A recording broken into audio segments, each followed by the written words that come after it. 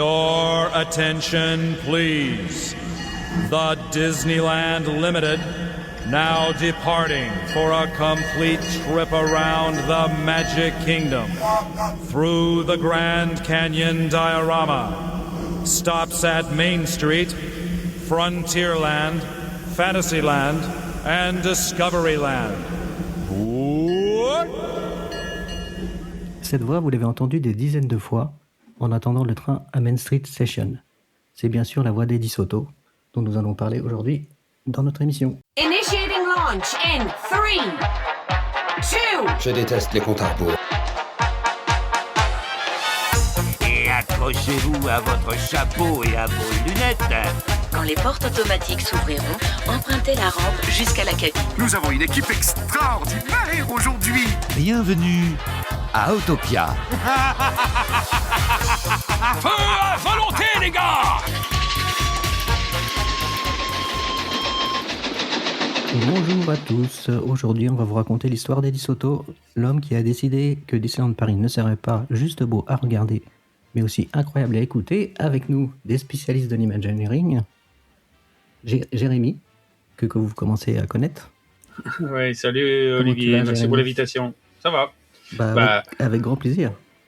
Je pourrais faire que ça avec toi et puis ton comparse Jérôme. Salut. Bien. Salut. C'est la première fois que tu viens dans mon podcast d'ailleurs, Jérôme. C'est ça, je découvre. Ouais, voilà. Donc pour rappel, tous les deux vous avez un podcast sur l'imagineering. Si vous pouvez nous en parler un petit peu. Vas-y Jérémy, je te laisse le faire. Ah bah voilà.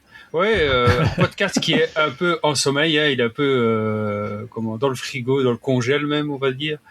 Donc c'est un podcast au départ donc sur sur l'aspect créatif des parcs en fait, hein, parce que il est essentiellement sur l'imagineering, mais on s'est ouvert avec le temps aux autres créatifs des parcs et on a parlé d'autres parcs comme Fantasyland, Walibi et autres quoi. Voilà. C'est ça, un peu de tout. Ouais. Un peu de tout. Ouais. C'est très riche. Puis l'avantage, c'est qu'on peut les réécouter quand on veut, parce que ça ne suit pas vraiment l'actualité et c'est toujours très intéressant. Ouais. Et au début, c'était donc Imagination Street, qui était vraiment sur le concept de Imagineering in the Box, où il y avait de l'aspect créatif et de l'aspect où on racontait l'histoire un peu des Imagineers, de leur travail et tout ça. Et puis, c'est devenu Pool de Yellow Strap, qui était là vraiment en plus sur l'aspect créatif de tous les parcs, quoi. Voilà. Ouais. Donc, vous avez un épisode de prévu bientôt ou pas? Non, pas pour l'instant. Moi je vais faire sûrement un short évidemment sur Eddie Soto, donc un tout petit épisode qui est vraiment introductif sur la vie d'un Imagineer, voilà. Et là, l'actualité fait que je vais en faire sûrement sur Eddie Soto, mais voilà, c'est ça que c'était bien de le faire aujourd'hui aussi sur ton podcast pour quelque chose de plus complet, plus long que juste 5-10 minutes sur lui, parce qu'il mérite plus, quoi. Donc sa carrière, il était designer américain, renommé dans le domaine du divertissement thématique. Il a passé une grande partie de sa carrière chez Walt Disney Imagineering, ça on le sait maintenant, dans les parcs, dans la création des parcs Disney, responsable de la conception des parcs à thème. Il est décédé malheureusement le 17 décembre à l'âge de 67 ans. Oui, c'est très soudain et il était très présent sur les réseaux sociaux et ça a été assez brusque en fait. Surtout qu'il était encore jeune, quoi. Donc, voilà, 67 ans, c'est pas si âgé, quoi. Donc, Non. Ouais. Donc son début de carrière, il a commencé comme dans l'industrie des parcs d'attractions. Donc en 79, il travaille chez Knott's Berry Farm, près de Disneyland. C'est ça. Donc je connais pas du tout, c'est un parc d'attractions. Vous connaissez les gars? C'est ça, qui existait avant Disneyland Californie en plus, je pense. D'accord. C'est bien possible, oui, ça me dit quelque chose. Je crois que j'ai vu dans une interview, effectivement, il en parlait. Et il est très très vieux, il a beaucoup changé et il a commencé à travailler effectivement chez eux. Après, il est passé chez Landmark Entertainment Group, où Gary Goddard Productions. Et puis il a fait, c'est là que Tony Baxter, la légende de Disney Imagineer, le repère et le recrute pour Disney. Donc Tony Baxter qui a aussi participé beaucoup à Disneyland Paris. Alors moi si je peux Vas-y, Jérémy. Si je peux, bah ouais, mais justement, c'est pour ne pas aller revenir sur ça plus tard, parce que c'est bien de parler du début de sa carrière. Donc, et surtout, juste avant qu'il n'aille chez Walt Disney Imagineering. Donc, c'est Tony Baxter qui l'a recruté et embauché pour s'occuper de Main Street. Mais il faut savoir qu'au début, quand il travaillait chez Knockberry Farm, tout ce qu'il faisait comme projet, comme dessin et tout ça, c'était beaucoup de steampunk, beaucoup de trucs comme un peu futuristes comme ça, et tout ça. Donc il dit, ah chouette, super, je vais pouvoir faire Discoveryland. Et lui, il s'imaginait travailler pour Discoveryland au départ. Bah oui, en fait, pas du tout, logique. parce que c'est Tim Delaney qui a eu le projet, parce que lui, il venait de faire un autre gros truc pour Walt Disney Imagineering. Et donc c'est lui qui avait raflé Discoveryland. Ouais. Vas-y. De ce que j'avais lu, c'était vraiment un collègue de Tony Baxter, je sais plus lequel, qui avait visité Six Flags où il y avait cette partie steampunk que Eddie Soto avait fait, et il lui a dit à Tony, vas-y Tony, va voir là, t'aimes le steampunk et là tu vas être servi quoi. Du coup vraiment Tony Baxter il s'est dit je vais prendre Eddie Soto pour faire Discoveryland, et finalement après ça a bougé quoi. Je voulais rajouter un truc parce que avant de faire l'épisode, je me suis renseigné un petit peu. Et en fait, avant même de commencer à Knottberry Farm, en fait, dans l'enfance d'Eddie Soto, et de base, il voulait être architecte en fait quand il était enfant. Donc en fait, quand il avait 9-10 ans, il avait vraiment une passion pour l'architecture. Mais il rêvait de faire ça. Mais après, toute sa famille, eux, travaillaient dans le cinéma. Voilà, c'est ce que j'allais dire. Sa tante sa tante était costumière au cinéma, etc. Et en fait, c'est un moment, il a visité les décors MGM. De la série, et de la série Hello Dolly. Et en fait, les décors étaient gigantesques. Et à ce moment-là, juste après ça, et il aurait dit à sa mère, voilà, je veux designer ça, quoi. Moi, je veux faire designer de films, de décors. C'est ça que je veux faire, quoi.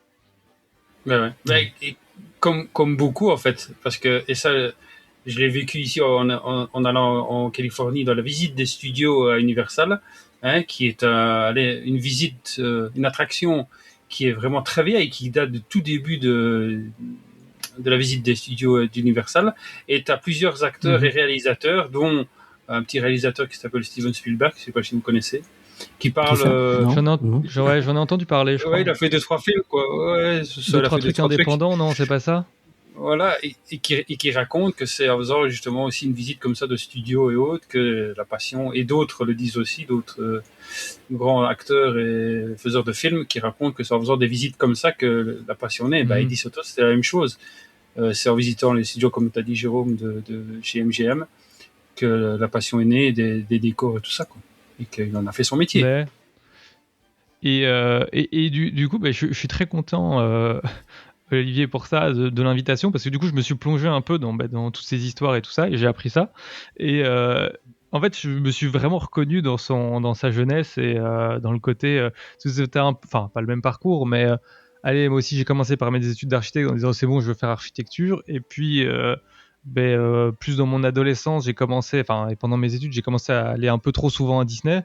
Et puis c'est là, je me suis dit, ok, en fait non, c'est ça que je veux faire. Et du coup, maintenant, c'est ce que je fais, quoi. Mais du coup, je suis très content d'avoir pu me replonger, de connaître un peu plus de l'histoire d'Eddie Soto. C'est vraiment, je me vois en lui, quoi.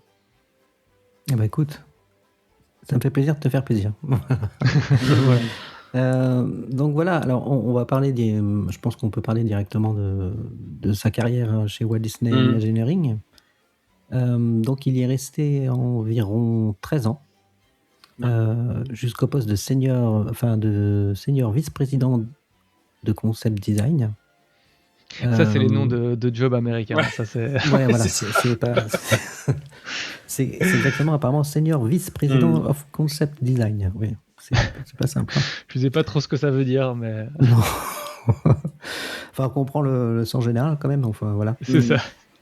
Donc, il a dirigé des projets, de grands projets d'environ $1,5 milliard, touchant plusieurs parcs Disney. Donc, il y avait le parc de Tokyo pendant 3 ans. Ah, je sais pourquoi. C'est pour ça que Tony n'est pas venu finalement.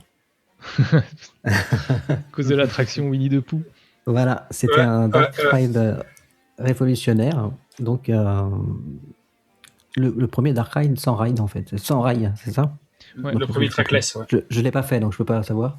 Ben, moi non plus. Ouais, c'est ça, encore. c'est le premier Dark Ride de Disney dans le même style de ride system que Ratatouille. Ouais, c'est ça, ce que j'allais dire. Moi, je pensais que c'était Ratatouille Ouais. le premier, tu vois. Donc, j'ai appris quelque chose. Je crois qu'ils ont développé plus la technologie encore avec Ratatouille. Elle s'est encore modifiée à ce moment-là, mais voilà, Mhm. c'est parti de ces attractions-là, en fait. Et en plus, pour celle-là, Eddie Soto est même parti avant l'ouverture de l'attraction.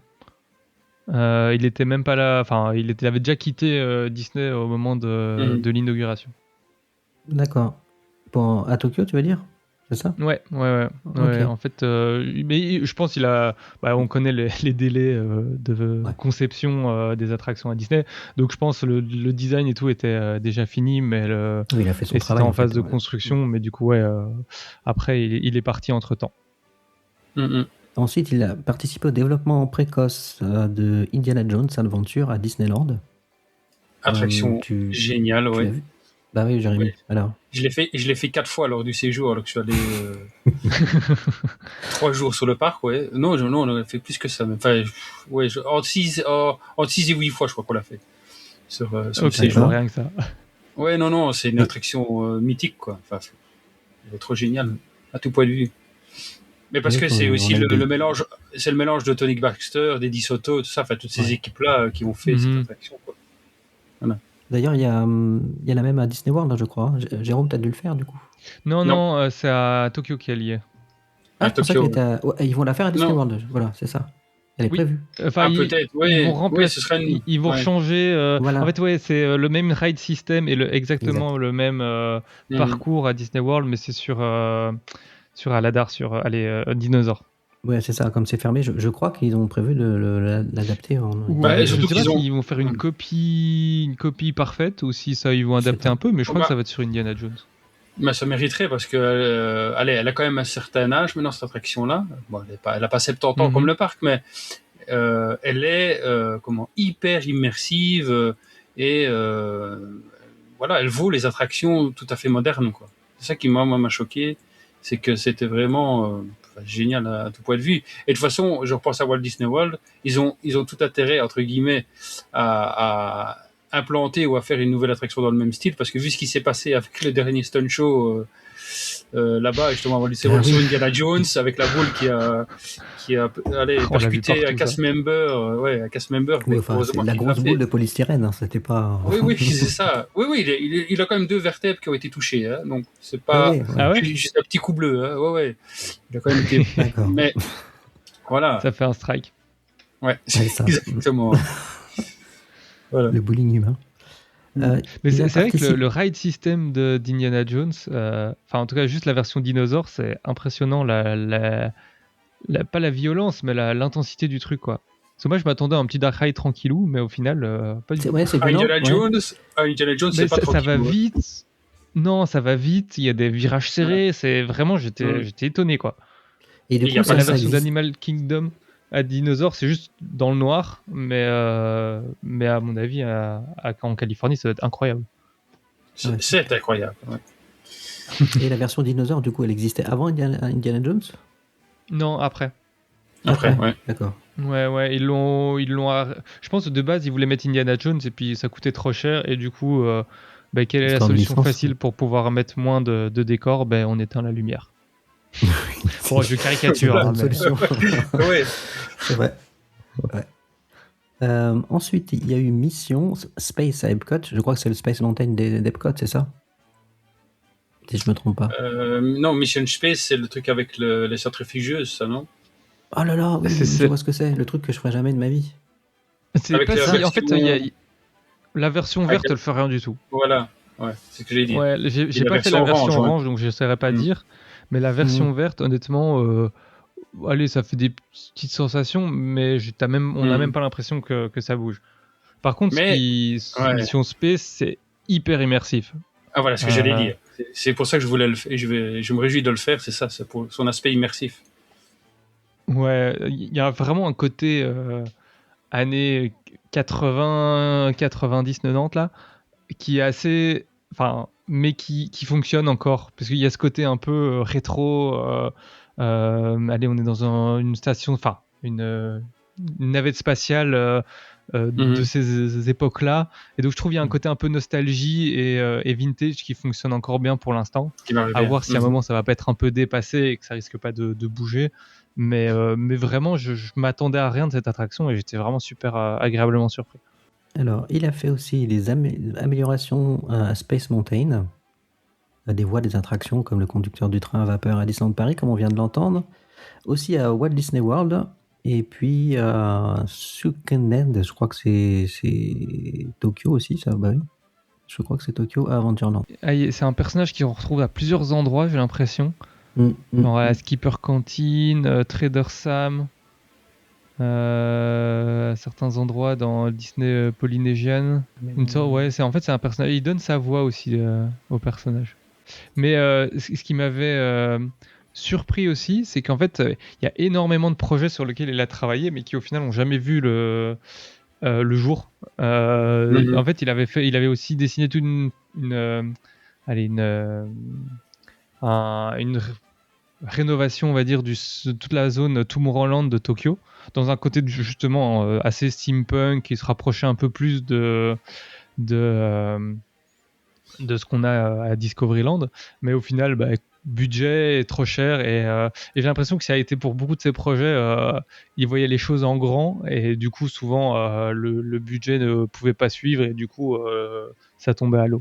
Donc voilà, c'est les grandes choses qu'il a fait sur les parcs Disney autres que du Disneyland Paris. Donc là, on va pouvoir attaquer la partie Disneyland Paris. Donc c'est là qu'Eddie Soto a laissé sa marque la plus emblématique. Disneyland Paris qui a ouvert en 1992 sous le nom de Euro Disneyland. C'est vrai qu'on l'a un peu oublié ça. Ça a été son premier vrai gros projet chez Disney. C'est là qu'il a fait ses armes et sa réputation. Donc il a été choisi pour mettre en place, pour créer le Main Street USA à Disneyland Paris, même s'il aurait voulu faire Discoveryland. Donc il y a eu un livre qui est sorti très récemment, qui se trouve à Disneyland Paris sur les concept art d'Eddie Soto sur Main Street USA. Donc j'ai vu des images sur internet parce que le livre est très très onéreux, il coûte dans les 300 euros. Très cher. Ouais. Mais j'ai regardé et je me suis dit non. Non. Finalement non. Alors il y avait à un moment donné, j'aurais dû les acheter. Il y avait des belles enveloppes avec des cartes postales en fait, un peu, pas des cartes postales mais cartonnées. Ils sont encore. Ouais, je suis pas sûr. Ah mais je les ai vus, j'y étais semaine passée, elles avaient l'air d'être en... Ouais. En tout cas, elles étaient dans la vitrine, je crois que ça coûtait 50 euros, quelque chose comme ça. Elles étaient à Harrington et au DLH normalement. Ouais, au Harrington, c'est là que je les ai vus. À Harrington, j'ai vu, mais je pensais que c'était que le livre, donc j'ai pas fait attention. Là, je vais jeter un œil demain, alors, du coup. Donc voilà, donc un Main Street, alors moi, c'est ce que je préfère à Disneyland Paris, c'est le Main Street. Ouais, moi qui aussi. est très très détaillé et qui est considéré apparemment comme, moi j'ai pas vu les autres, mais comme étant le plus beau Main Street des parcs Disneyland, notamment par rapport à celui de Magic Kingdom. Le premier ressenti, vous qui avez vu les Main Street de Disney World et de Disney Californie, est-ce que vous trouvez effectivement c'est plus beau à Paris ou différent ou... Pas tant que ça, moi. En tout cas, pour celui d'Orlando, il y a un côté un peu plus grand et plus large à Orlando. Donc, il y a ce côté très américain où j'ai moins ressenti ce côté perspective forcée et taille humaine. On a sur des façades qui sont vachement plus grandes. Enfin, vachement plus grande, c'est pas non plus un grand écart, mais du coup non, il y a moins ce côté, je trouve, différent, en tout cas vraiment pour la partie la rue principale, mais après nous on a le côté la gare de Main Street qui est totalement différente par rapport aux autres, et l'entrée du parc est totalement surtout différente. Surtout Ouais, c'est ça, et donc là vraiment on a une grosse différence. On a vraiment ces sortes de deux places, donc c'est la sorte de place avant la gare et celle après. Et à partir d'après la gare, ça ressemble quand même un peu plus à ce qu'on trouve aux États-Unis. Et moi, pour avoir vu celui de Californie, justement, j'ai pensé à ça. Quand on dit que c'est le plus abouti, c'est le plus beau, moi j'aurais tendance à dire que c'est différent, détails, en fait. Plus de détails, je pense. Mais en fait, je repensais à avoir celui de Californie, il y a énormément de détails, surtout dans les boutiques, à l'intérieur et tout. C'est très détaillé aussi, c'est différent, quoi. C'est très très beau et justement celui de Paris est magnifique aussi, plein de détails et tout, mais c'est différent. Et c'est en ça que je pense qu'ils sont tous différents. Ouais. Voilà, c'est pas plus beau, moins beau ou quoi.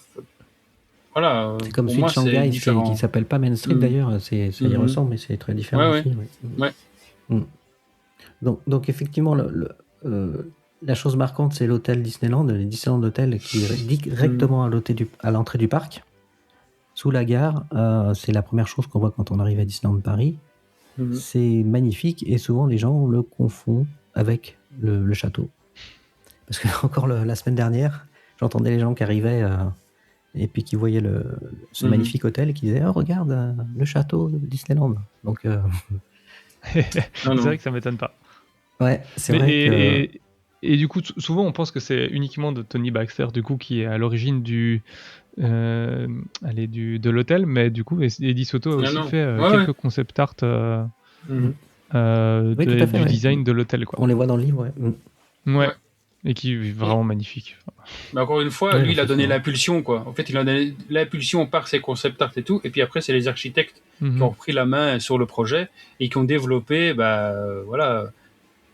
tout le projet autour, quoi, avec cet effet de rideau, comme ils appellent ça, où il y a d'abord l'hôtel, puis la gare de Main Street, puis l'arrivée sur Main Street avec le château qui apparaît. Et c'était vraiment ça qui était voulu. C'était un effet de rideau, quoi, pour que tout à fait, oui. on en prenne plein la vue comme dans un théâtre.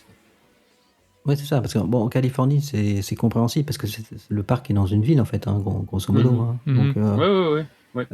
Par contre, à Disney World, ils ont eu la place de faire quelque chose d'autre à l'entrée, je pense. Mais ils ont décidé de se calquer sur la Californie. Et on n'a pas j'ai pas réussi à trouver l'idée de mettre un hôtel comme celui-ci. D'où c'est venu, je sais pas du tout. Son inspiration. Dans mes souvenirs, je pense que c'est je sais plus si c'est Tony Baxter qui était venu avec cette idée, mais c'est vraiment les imaginaires qui portaient le projet. Parce que il y a l'histoire de la conception de tous les hôtels de Disneyland Paris est assez sympa. Et rocambolesque, et du coup il y a eu des concours d'architectes pour faire tous les hôtels. À un moment ça devait être des architectes célèbres qui devaient faire l'hôtel aussi Disney, mais c'est parti en clash, etc. Et donc finalement les imaginaires ont gardé la conception uniquement de l'hôtel Disney, de l'hôtel Disney de l'entrée, alors que tous les autres ont été donnés à des architectes célèbres ou pas. Ouais. Et justement, ce qui est intéressant dans, je veux dire, cette idée-là de l'hôtel comme ça, comme il est mis, c'est que c'est pas comme ça a été beaucoup de fois dans les autres parcs, les autres constructions, des choses qu'ils ont repris d'anciens concepts qu'ils avaient mis en place en fait et qu'ils avaient souvent mis dans le frigo et que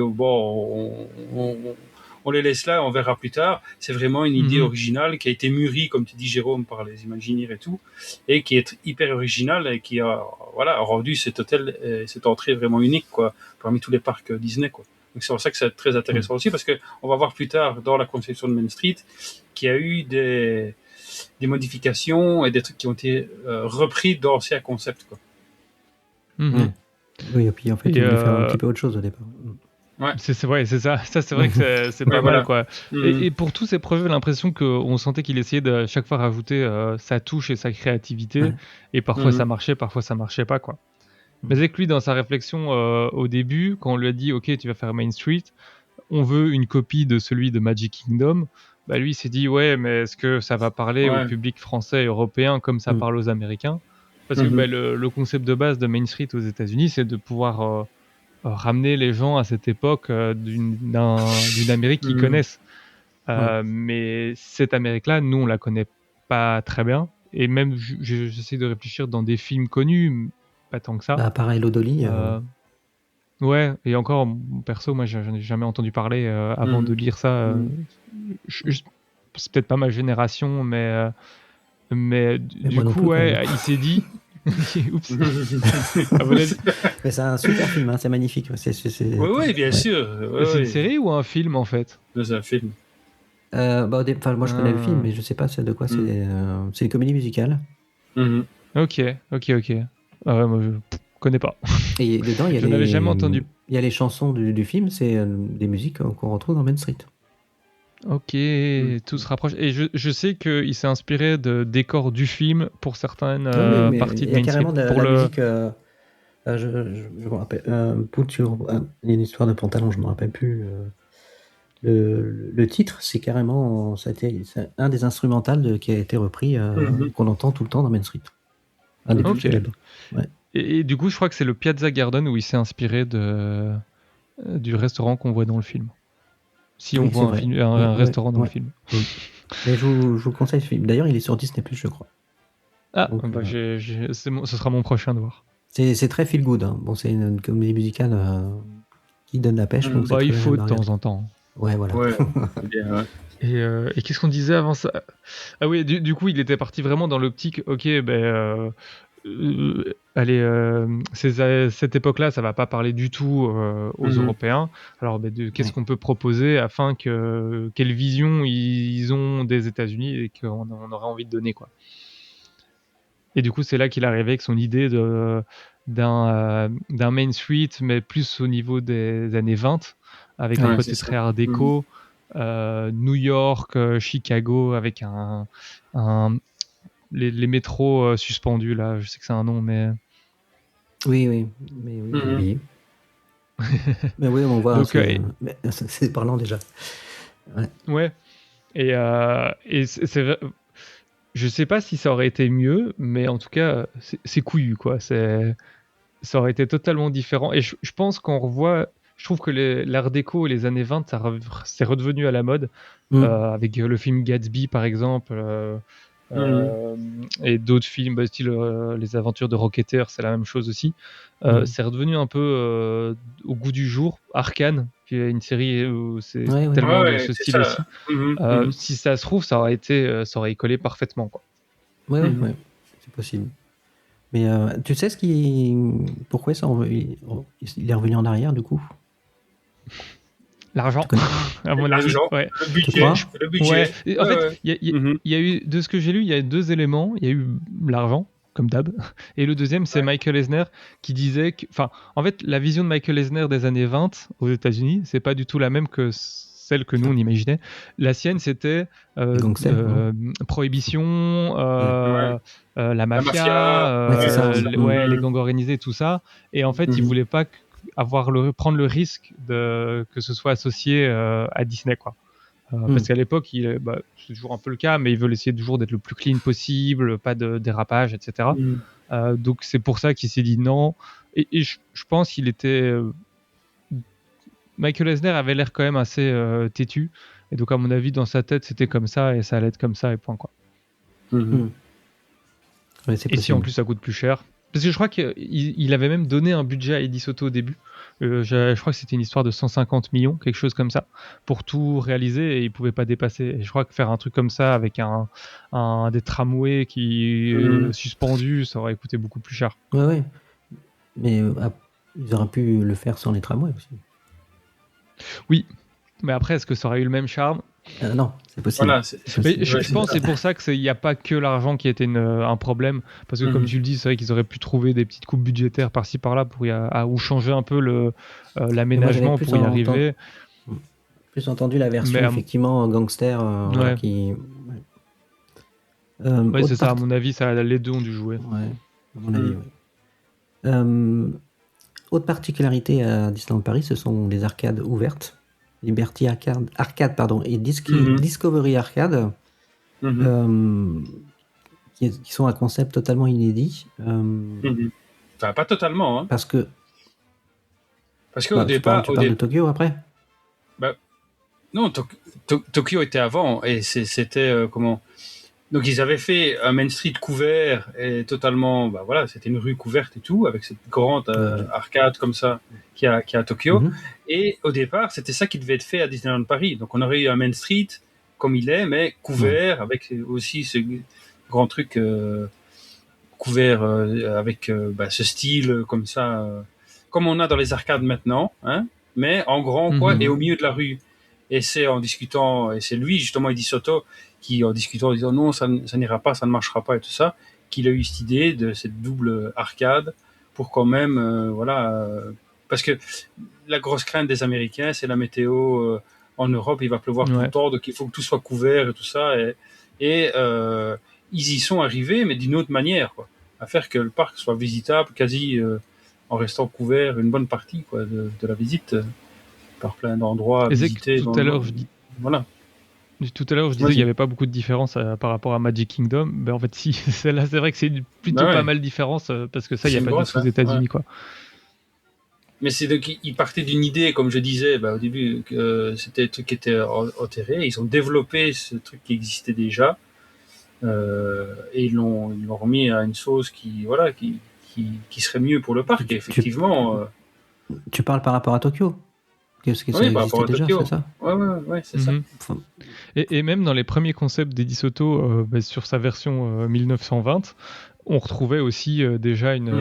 là, je pense que tout le Main Street était couvert.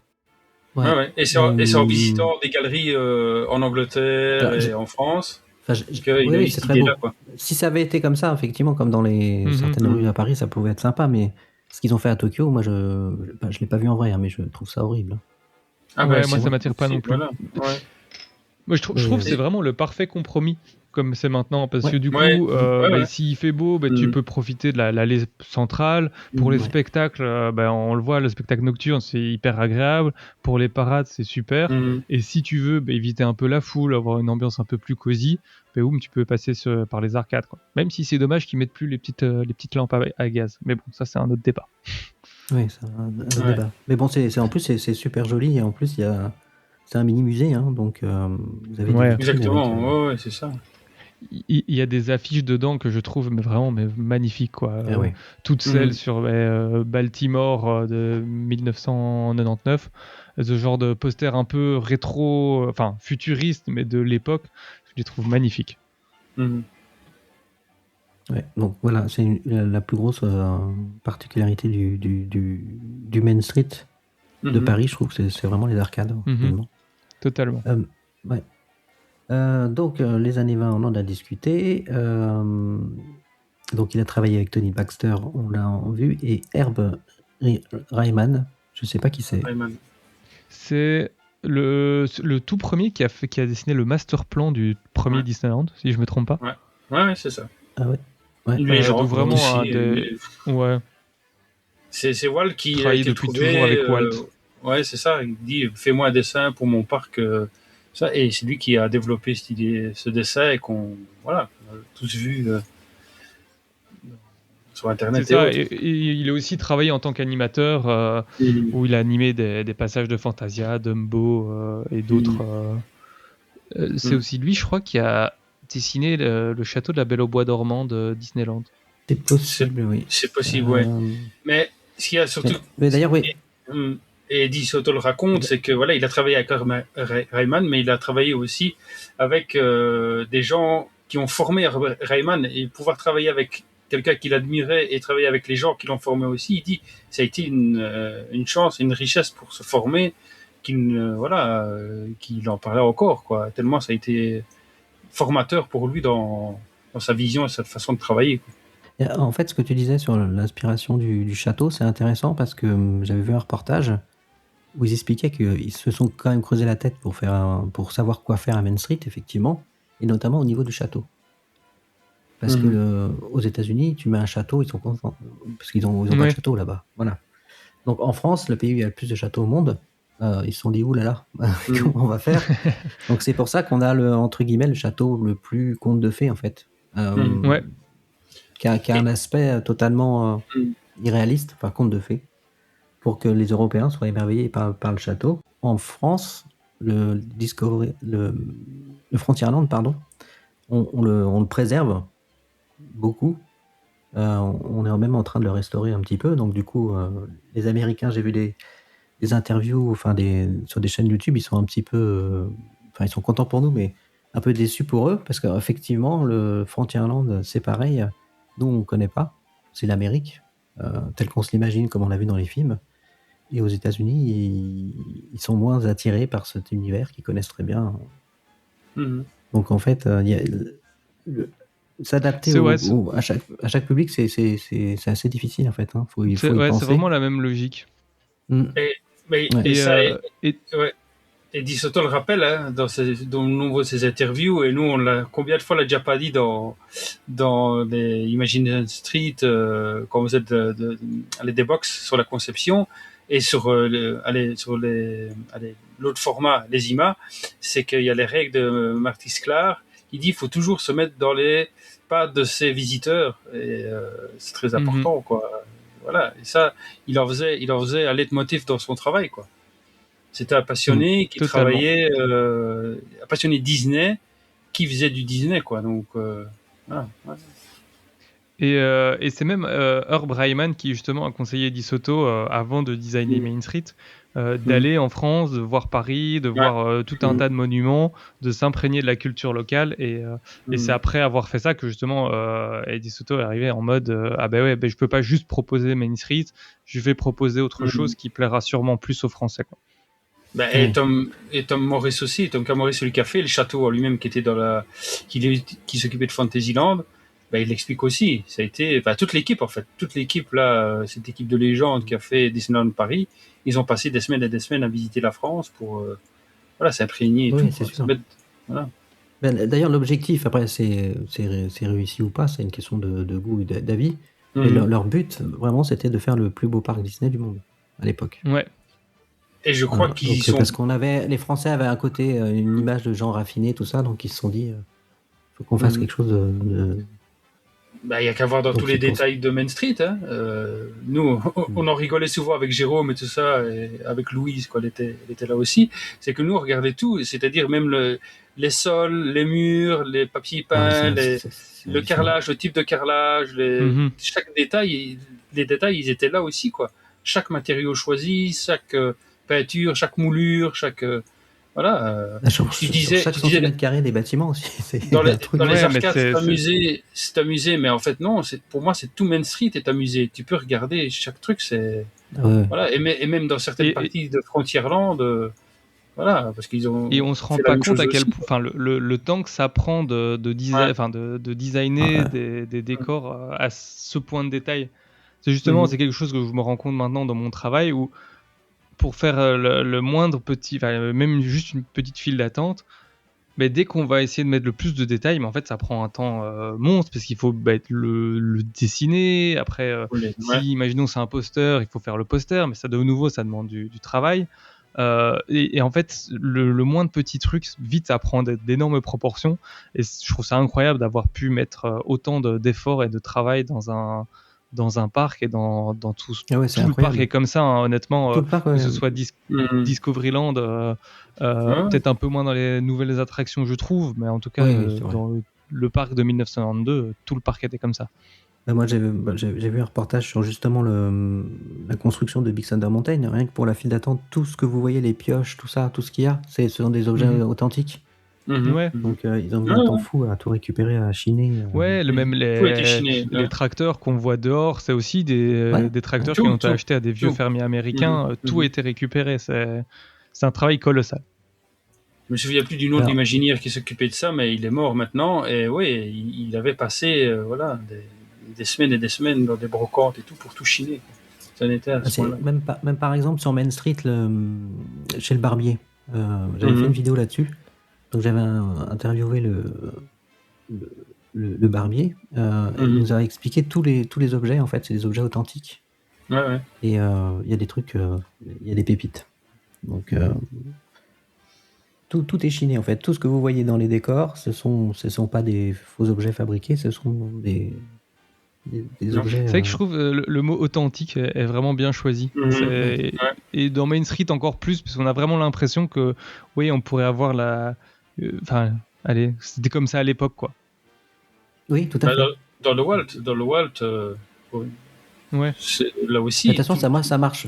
Moi, ça marche pour moi. Dès que je rentre sur Main Street, je switch. Hein. Ouais, totalement. Et la musique, ça nous met vraiment dans ce mood et l'immersion est totale. Il n'y a pas d'équivalent. Enfin, pour moi, c'est ce qui fait la différence avec n'importe quel autre parc, en fait. Autre que Disneyland, je veux dire. Ouais, c'est sûr, on n'a pas ça au studio. Non. C'est sûr. Ouais. C'est sûr, même si ça va être un peu plus... Ça va être beau, là. Parce que ça va être vraiment beau, ce qu'il va y avoir, mais c'est pas la même chose, effectivement. C'est pas le même délire, non. Autre chose très importante qu'il a fait pour Main Street, il a beaucoup contribué au... Alors pareil, on dit qu'on a le plus beau railroad. Qu'est-ce que vous en pensez, vous qui les avez vus, je réfléchis si j'ai fait celui de... Effectivement. Enfin, oui, il est beau, encore une fois, dans ses détails. Dans tous les détails, justement, le nom des locomotives, tout ce qui est marqué dessus, le niveau de détail au niveau des décors, des wagons et tout ça. Oui, le train en lui-même est plus beau déjà, enfin les trains. Ouais. Les trains, les wagons, tout est plus beau, mais ils ont juste un truc que j'ai trouvé génial en Californie, c'est les wagons qui te font voyager de façon, face au parc.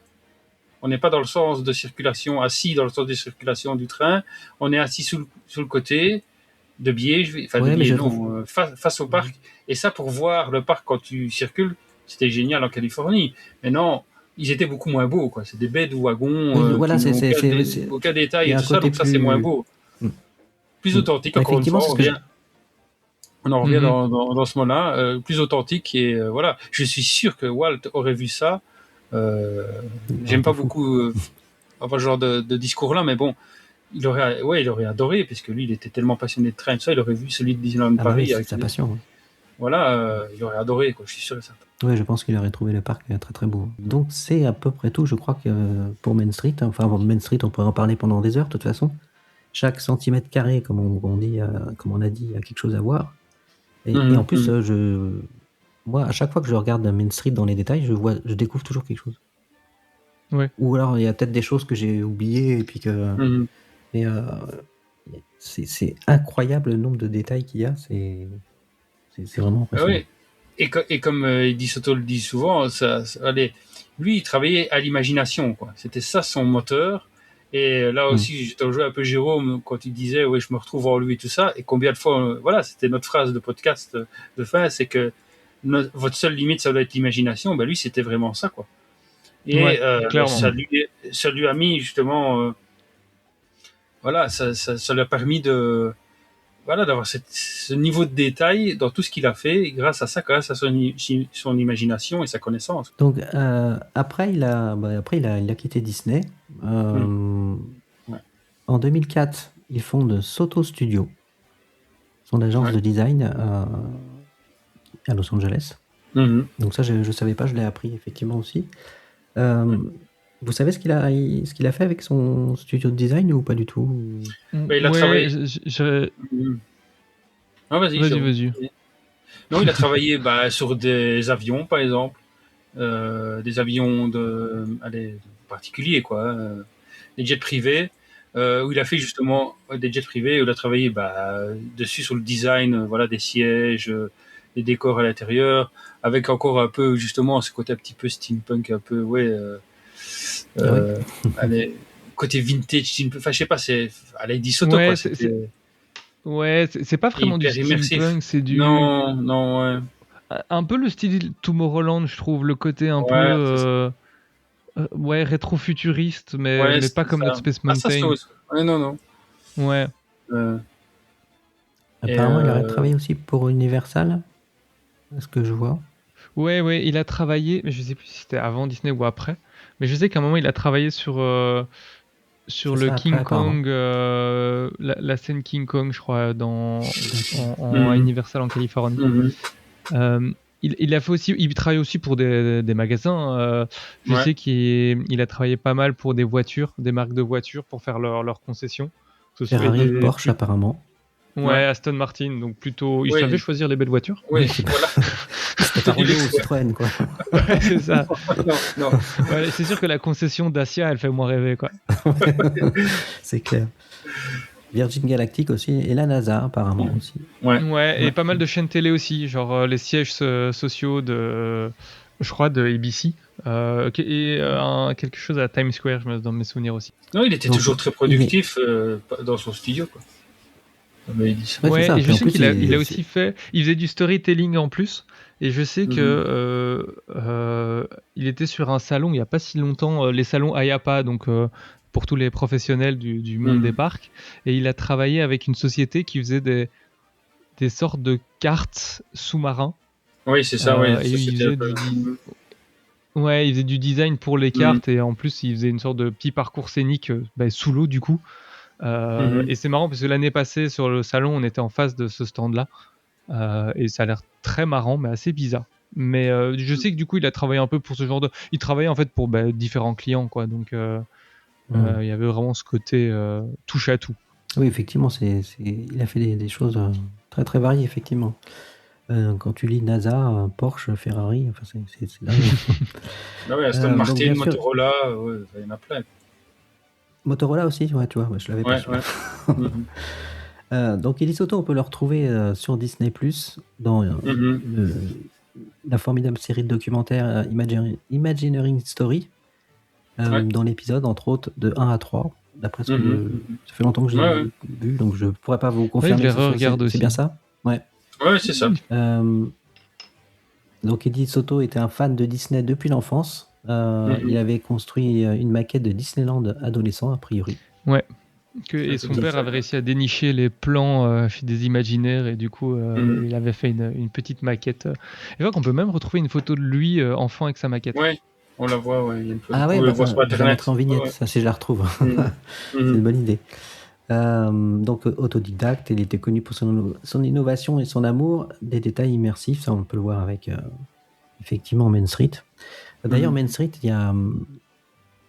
je voulais vous poser la question par rapport au parc américain. Le dentiste, par exemple. Donc, on a le dentiste, on a comment dire, le locataire à côté du Victoria, etc. Donc, où Main Street vit par la sonorité, justement, comme on disait dans l'intro de l'émission. Apparemment, il aurait apporté les sons dans Main Street. Est-ce que c'est pas le cas aux États-Unis, par exemple? Je pense pas. En fait, dans cette zone-là, en tout cas à Magic Kingdom, la zone où là, nous, on a le petit gazebo au milieu, aux États-Unis, c'est le drapeau américain. Et en fait, d'un côté, on a le Town Square Theater, donc on a un grand bâtiment comparé à ce qu'on a à Paris. Et de l'autre, je crois que c'est toujours le City Hall. Ouais, c'est le City Hall. Ouais, je pense que c'est le City Hall. Du coup, en fait, non, il y a plus de bâtiments de chaque côté qui ont une fonction propre, et on n'a pas comme chez nous où c'est vaguement... Enfin, surtout du côté droit, on va dire, là où je crois qu'il y a quelques boutiques, et on a le dentiste, justement. Donc là, il n'y a pas vraiment de fonction proprement parlée, alors qu'à Magic Kingdom, là, il y a un grand bâtiment de théâtre. Oui, exact. Il y a Mickey, d'ailleurs, là, je crois, non? À peu près, c'est là qu'on peut rencontrer Mickey. C'est possible, j'avoue, je suis pas... Ouais, je crois que c'est ça, ouais, Mickey. Je suis pas rentré dedans, donc j'ai pas plus d'infos, mais... Et à Magic Kingdom, il y a aussi les pompiers, qui sont... les faux pompiers, du coup, de Main Street, qui se trouvent... comme en Californie. Californie, c'est la même chose aussi. Tu as le City Hall. À droite, tu as la caserne de pompiers avec au-dessus l'appartement de Walt, avec la lumière, la fameuse lumière qui reste sous le toit allumé. Et en face, c'est la nouvelle attraction où il y a la rencontre avec l'animatronique de Walt et le Hall of Presidents où il y a cette attraction-là aussi. Et non, il n'y a rien. Oui, il n'y a pas d'autre bruit et tout ça. Pas d'autres trucs qui étaient ajoutés. Donc c'est bien une particularité à Disneyland Paris, ok. Moi, quand je repense à Eddie Soto, etc., à tous ces grands imaginaires, je pense que on va plus jamais connaître ça, même pour les futurs parcs, Disney ou autres. Par exemple, le dernier parc Universal qui vient d'ouvrir à Orlando. Epic, Epic, oui. Je trouve pas beau. D'un point de vue... Alors, je juge pas les attractions, etc., qui doivent être magnifiques, mais quand on rentre dans le parc, il n'y a pas d'âme, en fait. C'est pas... Par exemple, les landes Harry Potter sont magnifiques, mais parce que c'est Ouais, inspiré du film, c'est du copier-coller des films, mais j'ai l'impression qu'il n'y a plus de créativité, d'ambiance en fait dans les parcs, quoi, par Disneyland. Et je pense que c'est une des raisons pourquoi je préfère aller dans les parcs Disneyland en fait. Attends, Qu'est-ce que vous en attends, pensez? attends, va une fois à Fantasyland. Va une fois à Ouais, Fantasyland. c'est très steampunk, oui, ça a l'air sympa, oui, effectivement. Bah, j'y vais pas Et parce je que pense Justement, pour l'aspect immersion, justement, c'est très important là parce que moi je l'ai vécu, voilà, pour l'avoir fait plusieurs fois maintenant. C'est que j'ai les mêmes sensations qu'à Disney, mais au niveau ressenti vraiment, comme tu dis, d'une âme, et voilà, d'une immersion et quelque chose où tu te sens vraiment immergé, que j'ai pas dans les autres parcs, même si c'est très bien, mais c'est pas du Disney. Voilà, et c'est en ça que, mais quelque part, ça a renforcé encore plus mon amour pour Disney, parce que ça reste quand même encore pas un peu particulier, mais je suis pas tout à fait d'accord avec toi sur cet aspect-là. Voilà, il faut que tu confirmeras. Et je pense que ça Jérôme, non? dépend vraiment les zones. Parce que par exemple, quand tu prends Epic Universe, moi, la zone qui m'attire le plus, on va dire, c'est la zone d'entrée qui est sur un Steam très. Un peu Discoveryland. Et avec un côté, pas steampunk, mais plus du solarpunk, voire stellarpunk. Donc quelque chose qui est très orienté espace. Vraiment à la Space Mountain de Paris, un peu. Donc, et je trouve ce côté-là a vraiment l'air d'avoir une âme qui est assez forte. Mais après, je pense que ce que tu veux dire, c'est par rapport à l'utilisation abusive de licences. Parce que c'est sûr que si on compare avec un Land Super Mario, ben c'est sûr on n'aura pas du tout le même feeling et le même, oui, non, mais voilà. Il est très beau le Land Super Mario, mais en fait, c'est un copier-coller de l'univers Mario. Donc, mais il y a plus de. Tu vois, les allées qui mènent dans les différentes sections du parc, bah c'est des allées. Ouais, totalement. Tu vois, il n'y a pas de créativité à ce niveau-là, alors qu'ils auraient pu faire Bon, après, effectivement, c'est encore. Et je pense que tu dis est pas faux du côté. Il y aura plus d'imaginaire comme ça, parce que j'ai l'impression que la méthode, surtout chez Disney, la méthode de travail a l'air d'avoir beaucoup changé. Et donc, en fait, maintenant, j'ai l'impression que dans les équipes, ils sont tellement que toute la créativité est un peu diluée. Qu'en fait, chacun s'occupe tellement d'une petite partie qu'on n'a plus quelqu'un qui est à la tête d'un projet. En tout cas, peut-être pas public comme c'est maintenant. On n'a pas tous les détails de comment ça se passe en interne. Mais je trouve que il y a plus de visage comme on pourrait l'avoir et comme on l'a eu à l'époque avec Eddie Soto, Tim Delaney ou Tony Baxter. Tu l'as dit tout à l'heure, en fait, quand tu as mentionné les attractions existantes où ils avaient chiné, etc., que c'est plus trop le cas sur les nouvelles. Et effectivement, tu prends l'attraction Spider-Man, la file d'attente. Bon, il y a quelques petits détails, mais c'est un parc à bœufs. Donc, et j'ai l'impression que même les nouvelles. Vas-y, Jérémy. Non, mais je crois qu'en fait, ils sont arrivés au moment de la conception de Disneyland Paris. Il y a eu un alignement des planètes qui a fait que ça a donné le parc qu'on a, quoi. Et c'est Eddie Soto, c'est Tony Baxter, c'est Tom Morris, c'est tous ces imaginaires qui ont travaillé sur le parc. J'en oublie. Qui ont fait que, parce que encore une fois, je le reconnais aussi bien là, c'est ce côté un peu bouddhiste de Joe Roddy qui est revenu. Et lui aussi, il était très triste. Il a fait un très beau texte hommage à Eddie Soto, et puis après, donc voilà, il fait son texte hommage à Eddie Soto, mais après, il rappelle aussi qu'il y a eu d'autres Imagineers qui sont partis et qui ont travaillé sur le parc et tout. Alors quand tu dis, Jérôme, que c'était beaucoup dilué, mais je crois que déjà à l'époque, il y avait quand même beaucoup de gens qui travaillaient sur... il n'a pas tout fait tout seul. Sur ça. Et ça, je redis le rappel, quoi. C'est que c'est des dizaines de personnes qui ont travaillé. Voilà, il y en a plus qui sont mis en lumière et tout, mais c'est le travail d'équipe. Et je crois que c'est ça qui fait la richesse de ce parc à Paris, c'est qu'ils sont arrivés vraiment à une conjoncture, d'un moment et d'une équipe qui a vraiment très bien marché et qui a donné ce parc magnifique qu'on a, quoi, et que beaucoup nous envient et beaucoup d'Américains nous disent, oui, il a des défauts et tout ça, mais il est beaucoup plus beau que certaines. Oui, j'étais vraiment. J'étais très très surpris à ce niveau-là. J'ai rencontré plusieurs youtubeurs, de gros youtubeurs américains, Californie et Disney World.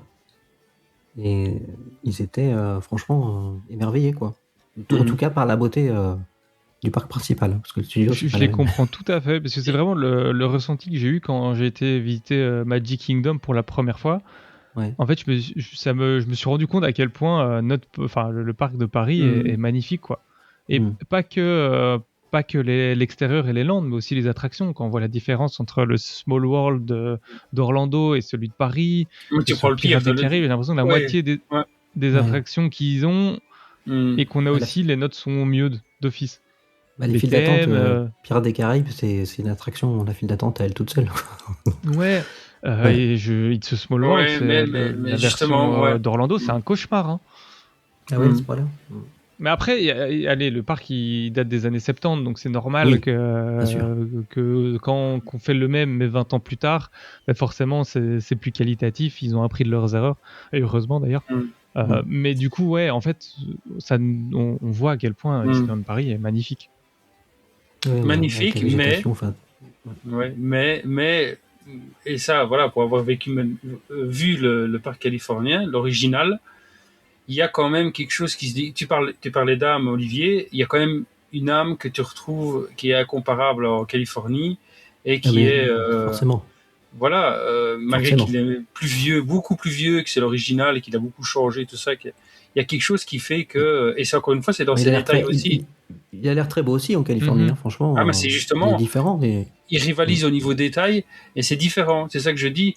Moi, ça m'énerve d'entendre toujours, oui, c'est mieux ci, c'est mieux là, ou c'est. Non, c'est pas une question de mieux, c'est juste que c'est différent, c'est tout. Et je me réjouis de faire la Floride pour pouvoir justement avoir une comparaison sur les trois et pouvoir me dire, bah ouais, ce sera peut-être.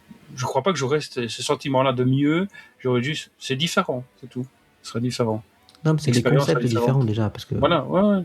Il y a des points. Disney World par rapport à Disneyland, c'est un complexe de vacances déjà. Disney World, c'est Ouais, Oui, ça. c'est ça. Ouais. C'est, Et ce que je disais, c'est que on se retrouve dans un univers tout à fait différent, mais familier à la fois. Mais c'est ça qui est bien. Parce que si on C'est avait ça le qui même est parc génial. partout, ça serait triste. Ouais. Ouais. Ouais, c'est ça. Ouais. Mm. Donc voilà. Bon, effectivement, donc moi je pense que on n'aura plus de parcs aussi beaux que les parcs Disney, aussi détaillés, aussi riches. Enfin, De toute façon, on n'en aura plus d'autres. Ça intéresse plus vraiment les gens en fait. Ben non, mais de toute façon, on n'aura plus d'autres parcs à part celui-là, c'est quoi, Abu Dhabi ou quoi, qui va se faire. Il n'y aura plus de nouveaux parcs Disney. Il y a Disneyland Paris que... aussi, enfin le nouveau parc, mais il faudra bien qu'ils ouvrent un jour. Oui. Mais je veux dire, en niveau Magic Kingdom, hein, puisque voilà, les Magic Kingdom, comme ça. Dhabi, on n'aura plus de Magic Kingdom, quoi. Avec cette base. Ouais, je pense pas non sauf plus. s'ils construisent un nouveau parc je sais pas. On sait jamais, hein, peut-être qu'ils Europe, pourront essayer ou même Amérique du Sud, ou essayer de toucher d'autres continents, qui Océanie, il y a plusieurs choix, hein. Mais ouais, je pense comme toi, Jérémy, je suis pas sûr qu'on en aura encore. Non. Et puis après, est-ce que ça a de l'intérêt? Est-ce que ça a de l'intérêt, quoi, hein, d'encore avoir des parcs comme ça? Il faut, voilà, et c'est pour ça qu'on fait cet épisode aujourd'hui. Il faut rendre hommage à ces gens qui ont travaillé là et chérir leur héritage, parce que effectivement, pour moi, on n'aura plus ce genre de truc-là, quoi. On a la chance de pouvoir vivre ça et perpétuer leur héritage, je crois, maintenant, puisqu'ils commencent à disparaître, hein, petit à petit. Malheureusement. Bah écoutez, je crois qu'on a fait le tour. Pareil, on aurait pu en parler pendant des heures. Ouais. C'est inépuisable. Merci à vous. Et puis donc, Jérémy, on va se retrouver bientôt pour un podcast Star Wars. Ouais. Donc, hormis le fait que j'ai pas arrêté complètement le podcasting, puisque je faisais Poule de Yellowstrap avec Jérôme, mais on a développé ensemble un podcast Star Wars qui s'appelle Une galaxie pas si lointaine, avec l'ami Tony. Hein, on lui passe le coucou parce qu'il devait être là, mais bon, il n'a pas su venir. Et donc, un podcast tous les mois sur l'univers Star Wars. Et teasing pour le prochain épisode, vous allez écouter celui-là avant. Il y aura de quoi dire dans le prochain épisode, vu les dernières news. Ah bon, il se passe pas grand-chose pourtant. Non, non, à peine. Et Jérôme, t'es pas Star Wars, toi, je crois. Un petit peu. Plus trop. En fait, j'ai eu ma phase où j'étais assez Star Wars. En fait, au moment de la sortie du 7, je me suis replongé dedans. J'ai commencé à lire les BD, enfin les comics, en acheter quelques-uns et tout ça. Et puis le 8-9 m'a fait décrocher totalement. Mais après, tout ce qui est... ouais. le 9, j'ai trouvé ça encore pire. Mais ouais, le Mandalorian et toutes les séries, je suis ce qui se passe, mais je suis pas à fond dedans, quoi. Mais j'aime l'univers, quoi. Ouais. Et j'aime Ewan McGregor en Obi-Wan Kenobi. Faudra l'inviter dans le podcast, Jérémy. Oui. J'attends, vous pouvez m'inviter aussi alors à ce jour-là. Ouais. Pas de problème. Bah écoutez, voilà, merci à vous. Et puis, merci à toi. Bah, ça m'a fait plaisir. Et puis je vous dis à très merci bientôt. pour l'invitation. De rien, avec plaisir. Ciao, bye. Salut. Mesdames et messieurs, et vous les enfants, le parc Disneyland va maintenant fermer ses portes. Nous espérons que vous avez passé une agréable journée et que nous aurons très bientôt le plaisir de vous revoir. Nous vous souhaitons un bon retour et une excellente fin de soirée.